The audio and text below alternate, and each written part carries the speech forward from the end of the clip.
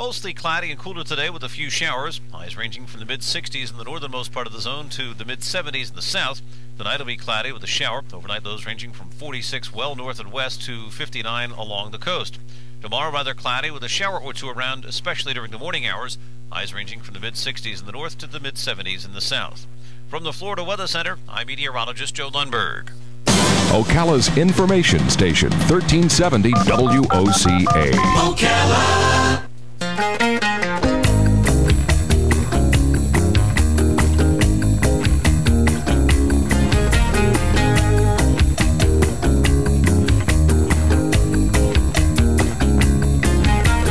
Diamonds in the sunset, now your time has come.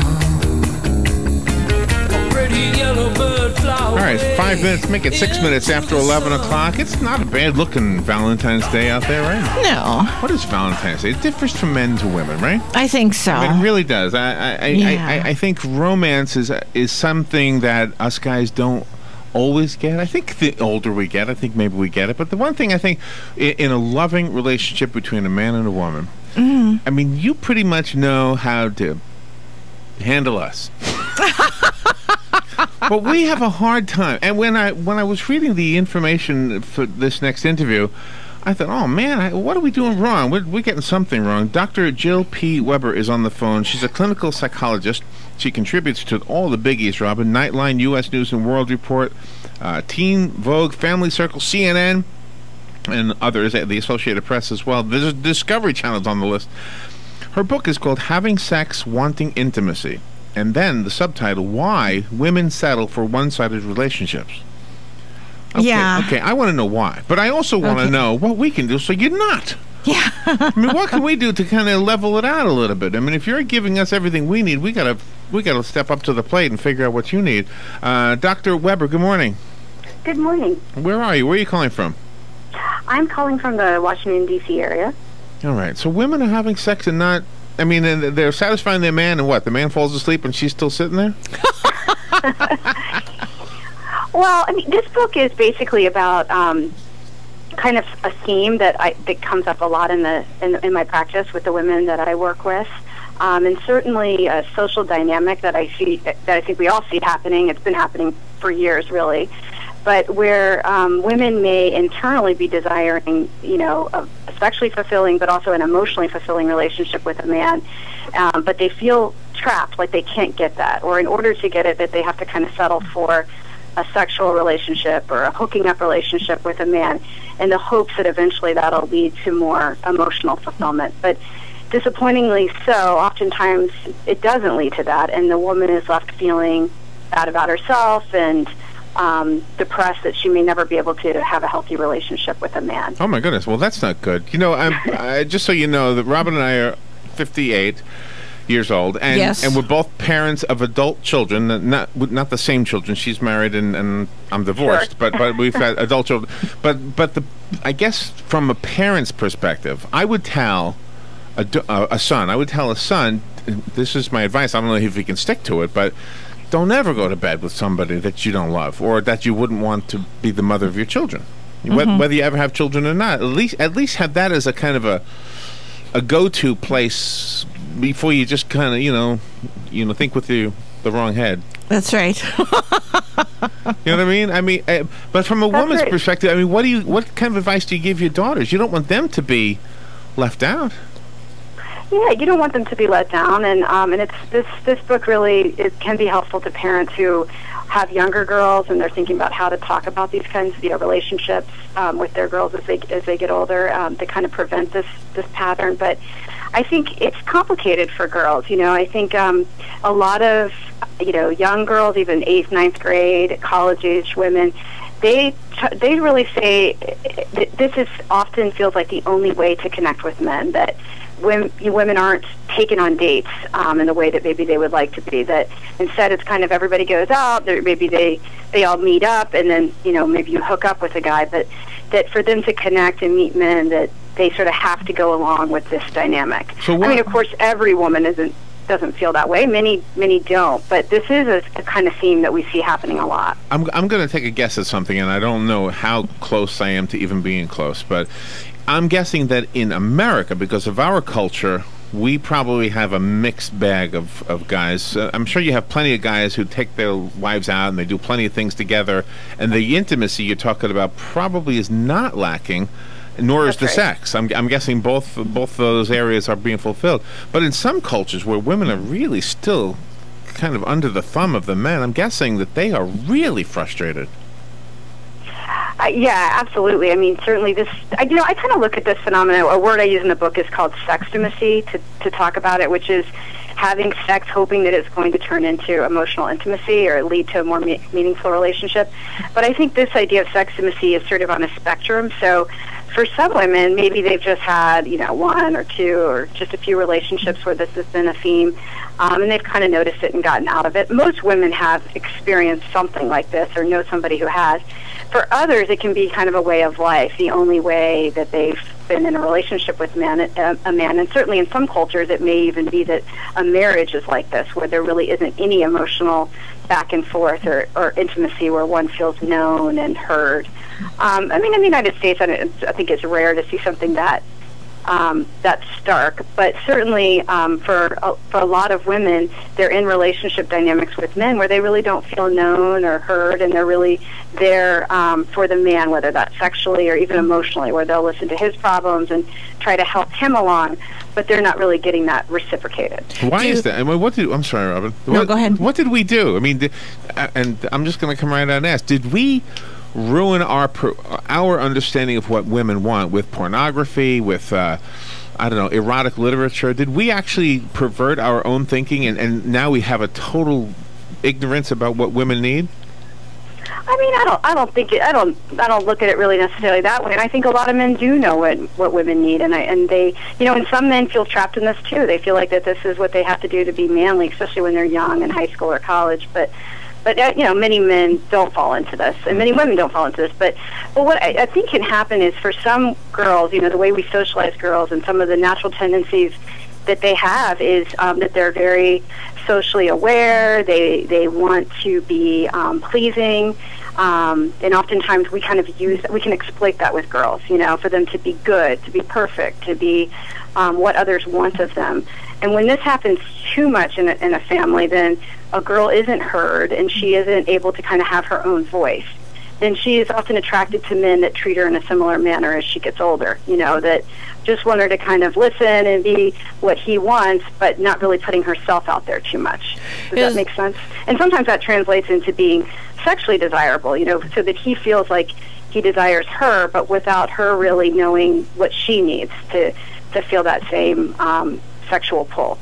And as part of this blame placed on the parents, because I've known some parents that would allow their 16-year-old daughters to go out with 20-year-old men. And so, if those parents allow this kind of relationship to happen, does the girl grow up where intimacy really isn't that's a great value point. of this? Yeah. Absolutely, and I talk about that some in the book. I mean, again, it's kind of on a spectrum. There's some parents that overemphasize relationships, like that to be okay as a teenager or young adult, you have to have a boyfriend or you're not good enough. That sometimes can create this problem. On the opposite end of the spectrum are parents, and we see this more and more, where that just aren't giving healthy boundaries, that right. That just aren't checking the facts or meeting the guy or, just kind of allowing a girl almost too much independence in that regard. So that's absolutely true. I mean, there's certainly, it happens now where girls will go to co-ed sleepovers, and they just don't get the kind of protection that they need to form boundaries with guys. And a parent has to be a parent. You just can't be, your child's best friend, because in the end, you are teaching them the values of life, the values of having great relationships that'll be beneficial to themselves and to whoever their partner is going to be. That's right, and valuing themselves, and that sounds kind of corny, it's like, well, what does that mean? And that really means it's kind of a contradiction. You have to have these boundaries, you have to be able to say no, or I want to meet the guy before, or he's got to come over and hang out with us a little bit. And at the same time, you have to be really open to listening and hearing things from your daughter's perspective without panicking. Just sort of listening without controlling her, telling her what to do, or saying, oh my gosh, you can't do that, or don't wear that outfit, you look too racy, or, just sort of being open to her experience and at the same time drawing these sort of healthy boundaries. Dr. Jill P. Weber is our guest. She has a book called Having Sex, Wanting Intimacy, Why Women Settle for One-Sided Relationships, and she is a clinical psychologist. I want us to, if you could allow us to be a fly on the wall for a session, I'm going to introduce you to two fictional people I'm making up on the spot here. I want to hear what you say to the guy, okay? Let's say you've had a conversation with the woman, and she says, sexually, we get it. He's fine. He's satisfied with that, and he confirms that to you. Yeah, I'm fine with that. But there's still problems. Now, you've picked up on the fact that he's not delivering the intimacy that she's craving. Okay, what do you tell him? I want to hear this. Okay, what do you tell him? Yeah. I don't know if I would tell him anything, but I think just asking him some questions about what he's seeking. So a lot of the research shows that for some guys, they just don't really want a meaningful back and forth relationship at that point. It doesn't mean they're not capable of it, or that they won't have it at another point in their life. But just asking him, what do you want? Is this enough for you right now? Do you have any desire for anything more? All right, let me answer for him. Let's say he says, "Oh my goodness, yes, I love her. I want her to be happy." Right now, she's tempted to leave me because she says we don't have the intimacy that she wants. What can I do? What am I missing? How do I? This isn't me, by the way. That's a really positive. That's a really positive scenario. I mean, I think that if in that case, I would encourage him to ask her more questions. Listen, hear what she says, and when listening, I mean, it's kind of a stereotype now, but people say men are more likely to try to build solutions and say, well, then you need to do this, you need to do that. But just to really hear her, try to really understand things from her perspective. Yeah, that is a hard one for me even to grab. Yeah, it sounds simple, but it's really, it can be tricky. But she has a problem, and she's telling you the problem, and suddenly everything kicks into gear. Well, I got an idea. Here's what we can do. We can have movie night every Saturday. Mm-hmm. I tell men that struggle with that just to say, I'm feeling like I want to solve this for you. I wish I could do something, but I know you just need me to hear you. So instead of acting on it, just kind of put it out there. And sometimes that's very empathic. I mean, that can make a woman feel heard. It's not so much the acting on it, but just saying, I wish I could, but tell me more. Wow. I'm going to resist that impulse. Just tell me more about what this is like for you. Sometimes women will sabotage their own intimacy, because I've seen some women that absolutely that when they have children, then they'll use the children as an excuse not to be intimate with their husband. They'll use going to the store as an excuse. They'll use bowling with friends as an excuse, and they sabotage their own selves. So is that a red flag to the man where they just don't want the relationship? Absolutely. I mean, I think when that comes up, it's not, I mean, it might be a red flag to the man, but I think really the way to promote intimacy would be for him to notice that to her. And you're right about that. I think sometimes for women, they're so afraid of rocking the boat or creating an argument or a conflict that they kind of act against intimacy. I mean, the way to be more intimate or to be more known by your partner is to tell him who you are and what you're thinking. So if you keep hiding in the children instead of doing that, then it's not going to really create the intimacy. And there's things women can do to work on that, which I talk about in the book. But from the man's perspective, he could just notice that to her. Like, I want to know you, I want to be close, but I feel like you're not really putting yourself out there, Mm-hmm. If the wife buys the book, Having Sex, Wanting Intimacy, I mean, obviously if she sees the title or hears the interview or reads anything about your book, in order to inspire her to buy the book, there must be something going on in her life. Okay. The husband sees it on the nightstand. Suddenly, he's got a red flag. Oh, my goodness, I'm not doing something right. Will the book help him, too, if he reads the book? I think it's a great idea. Absolutely. I mean, well, and it certainly can help. Yeah, a man in a marriage that's struggling to understand maybe more of what's going on for his wife, or fathers. I think fathers of girls can benefit a lot from this, because dads just get anxious about how to handle their adolescent girls sometimes. And I think this can give a roadmap. But, if you saw this book on your wife's nightstand or your young adult's nightstand, I don't think it's a reason to panic. I mean, the book is really suggests that a woman is wanting to feel more empowered in her relationships. And there are things that women can do that help, that really will help to get out of this kind of dynamic. And I think it often can make a man happier, too, in the relationship. It's, in some ways, it's sort of like give him a chance to see if he can rise to what you want through being more direct in your communication, building your self-esteem outside of the marriage or the relationship. I want to tell you a silly, I guess, observation that I made when I was younger. That as guys, young guys, we would buy magazines with sexy pictures in them of ladies, and sometimes have them under our bed or hang them on our wall if we're brave enough. And you girls would buy magazines also with sexy guys. The difference is you knew their names. Yeah. We didn't know the names of these girls, but you knew it was Donny Osmond or whoever the hot guy was at the time, and we didn't care. Right. That's a great example. That really is. So because women are driven. I mean, a lot of female psychology is about building relationships. So those are ways to kind of feel like you know the person on some level. Well, and I think that's why. Oh gosh, I'm really pushing the envelope a little bit here, but I think that's why there are prostitutes. I say it low so nobody hear me, even though it's a radio show. Yeah. You know what I mean? I mean, this whole phenomenon that you can go pay to satisfy a need doesn't exist for women. You can't do that. You have to have a relationship. It has to be built, has to be developed.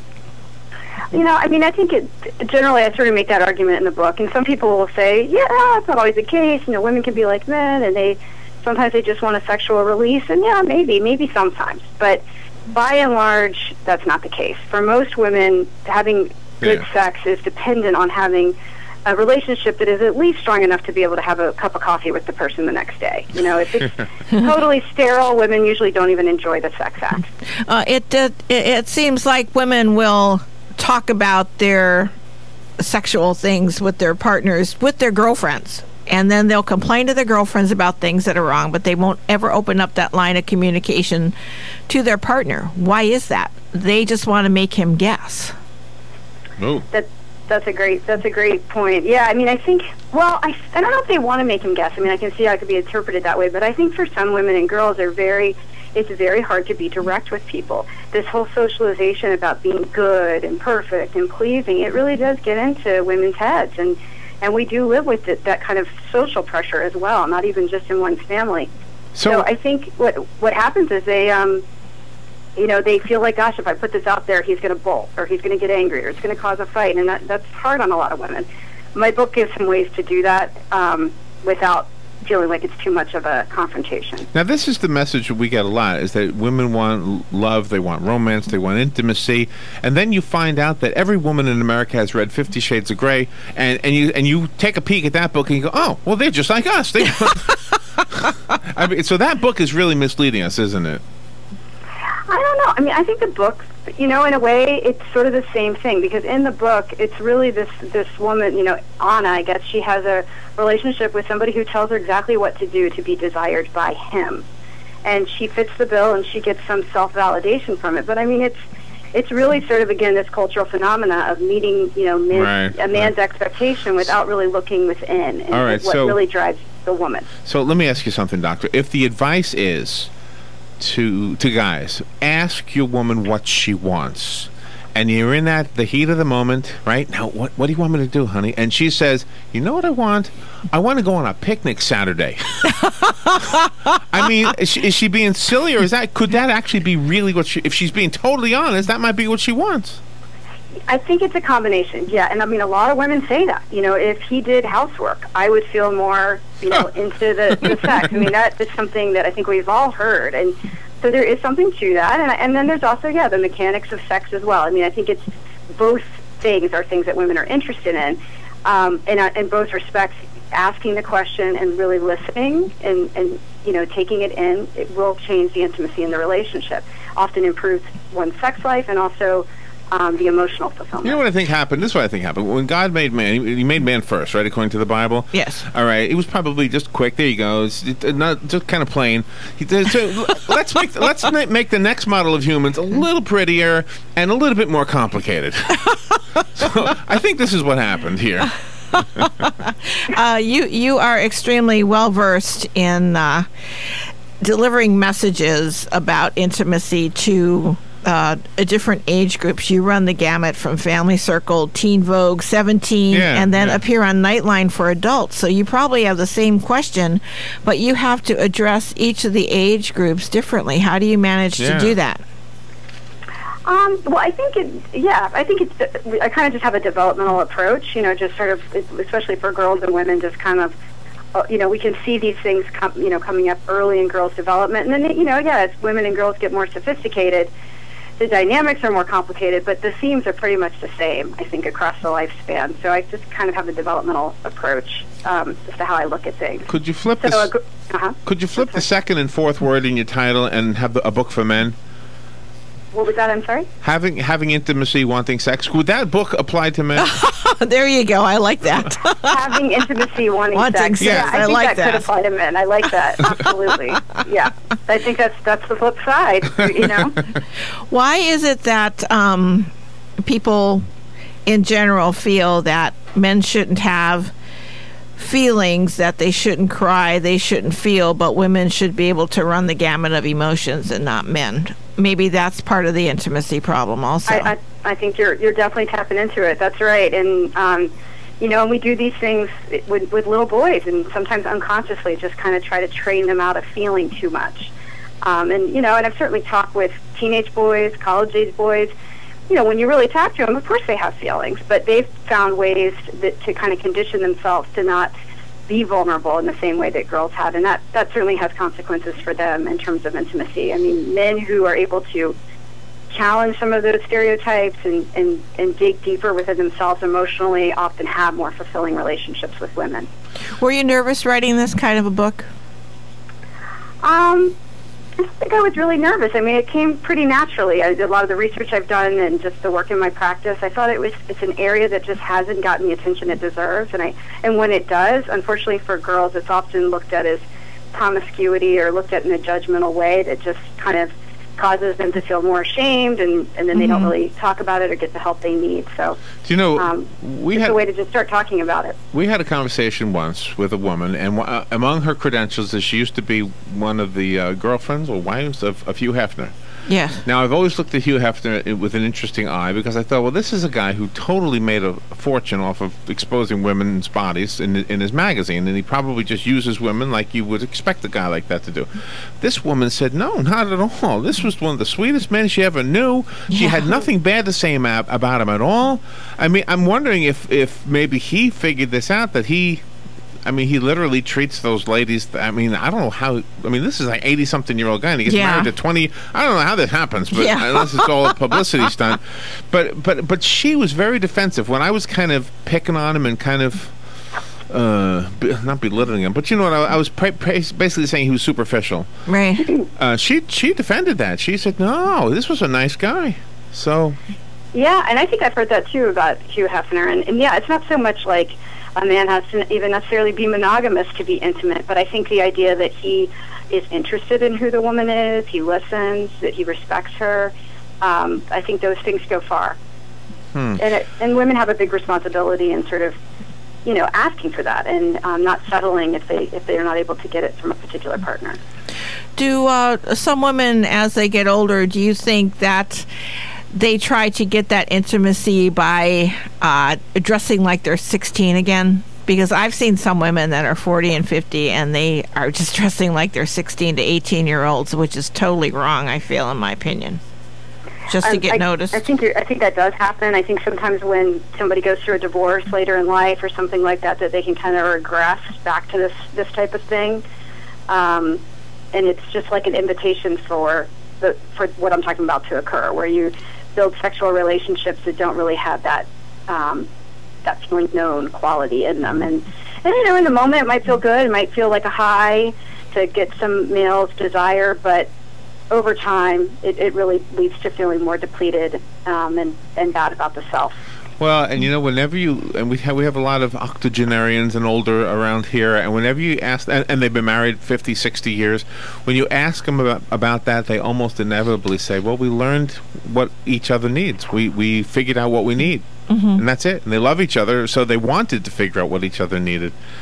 Well, you've done a great job with this book. Having Sex, Wanting Intimacy is the book.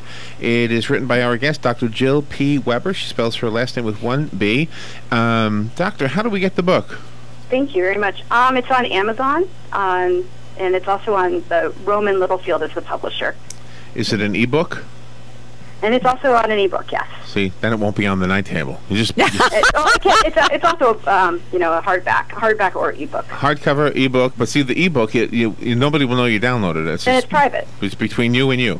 right? Yeah, right. And men have a lot to learn too. I think you women pretty much have us figured out because we're easy. But I think we really need, if we love our women, we really need to pay attention to what this message is. That's my opinion. Mm-hmm. Well, I think that's a really nice way to look at it. Yeah. And I really disagree with some of the comments that the people in general say that Hollywood is to blame for the immorality and the downgrading of women, and that people don't want relationships, because I think individuals are smarter than that, and that they really want what's best for themselves. I think that's right. And I think women and men at the core really do want healthy relationships, long-term relationships. Mm-hmm. Dr. Jill P. Weber, thank you for being on the air with us. Have a great Thank you for having me. Have a great Valentine's Day. Okay, you too. By the way, I wasn't looking you in the eye because it's a radio show, but I was listening to you right in the ear. Yes. Are you there? I'm sorry, what was that? I was trying to be silly. I was trying to get a last laugh there. I said I couldn't see you, so I wasn't looking you in the eye, but I was listening to you in the ear. Oh, okay. It's silly. I felt that from you. Thank you. Thank you. I really was paying attention. Thank you, Doctor. Thank you for being with us. We'll take a break and be right back. You're listening to WOCA News Talk 1370, Ocala's source for what's happening in today's hottest, up-to-date news and topics. Hi, this is Jody Saulnier. Jeff and I are the owners of J&J Jewelers in the Jasmine Plaza, which is located at the intersection of State Road 2.